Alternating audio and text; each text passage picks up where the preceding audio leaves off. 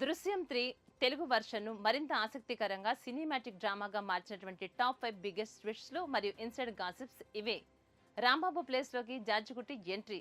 తెలుగు దృశ్యం మొదటి 2 భాగాలలో వెంకటేష్ పాత్ర పేరు రాంబాబు. కానీ ఈసారి వెంకటేష్ తప్పుకోవడంతో మేకర్స్ ఒరిజినల్ మలయాళం వర్షన్నే మే 21న తెలుగులో డబ్ చేసి థియేటర్లలోకి తీసుకొస్తున్నారు. దీనివల్ల ఈసారి తెలుగు స్క్రీన్ పై రాంబాబు కాకుండా మోహన్ లాల్ క్యారెక్టర్ పేరు జార్జికుట్టి అనే వినిపించనుంది.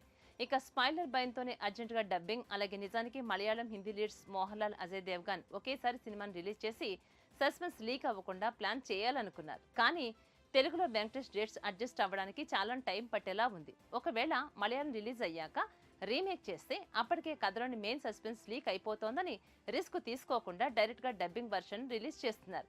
ఇక రీసెంట్ సక్సెస్ల తర్వాత వెంకటేష్ తన రెమ్యునరేషన్ భారీగా పెంచినట్లుగా ఇండస్ట్రీ టాక్. దృశ్యం లాంటి కంటెంట్ బేస్డ్ థ్రిల్లర్ సినిమాకు అంత భారీ బడ్జెట్ వర్కౌట్ కాదని నిర్మాతలు వెనుకడుగు వేయటం, అలాగే వెంకీ కూడా తన ఫీజు తగ్గించుకోకపోవడంతో ఈ ప్రాజెక్ట్ ఇక్కడితో ఆగిపోయింది. ట్రైలర్ వచ్చింది కానీ ప్రమోషన్లు జీరో.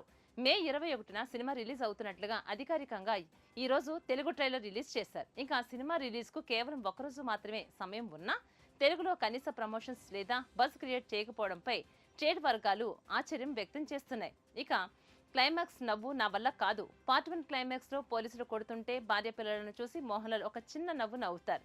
తెలుగు షూటింగ్ సమయంలో డైరెక్టర్ ఆ ఎక్స్ప్రెషన్ ఇవ్వమని అడగ్గా వెంకటేష్ నిర్మోహమాటంగా అమ్మో ఆ పెయిన్ ను అలా నవ్వుతూ చూపించడం ఒక్క మోహన్ లాల్ కే సాధ్యం, నేను చేయలేను అని చేతులెత్తేసినటువంటి సీక్రెట్ ఇప్పుడు ఫిల్మ్ సర్కిల్స్ లో హాట్ టాపిక్ గా మారింది.